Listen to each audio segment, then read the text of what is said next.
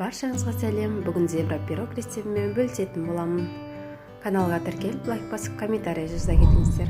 Алдымен ыдысқа жұмыртқа саламыз, қантымызды саламыз, жақсылап араластырып аламыз.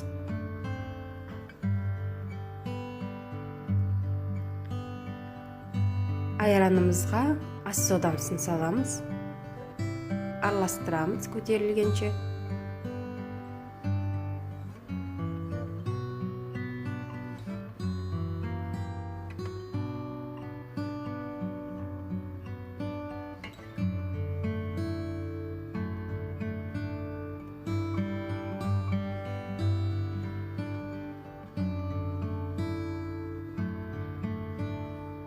Айранымыз осындай көтерілген соң ыдысқа құямыз.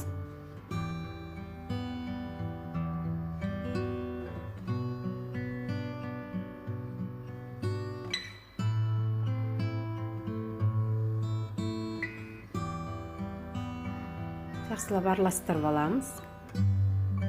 Күнбағыс майымызды құямыз. Араластырамыз.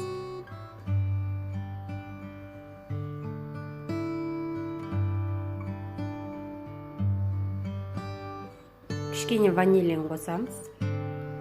Шай қасықтың жартысымен ғана қоссаңыздар болады. Ұнымызды аздап салып араластырамыз.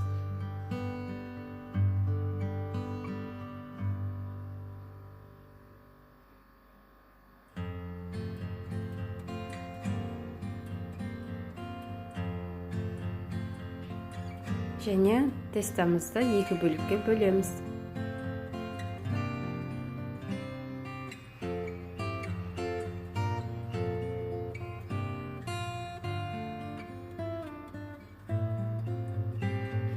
Бірінші бір бөлігіне какао қосамыз. Какаомыз бен тестамызды жақсылап араластырамыз.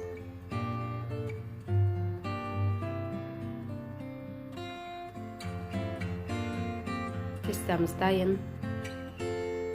Формамызға кезектестіріп құямыз. Ақ тестаны, содан соң какао тестаны құямыз.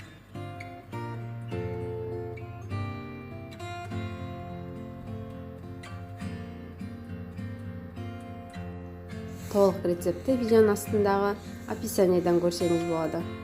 Пирогымызды 180 градуста 30-35 минутта пісіреміз.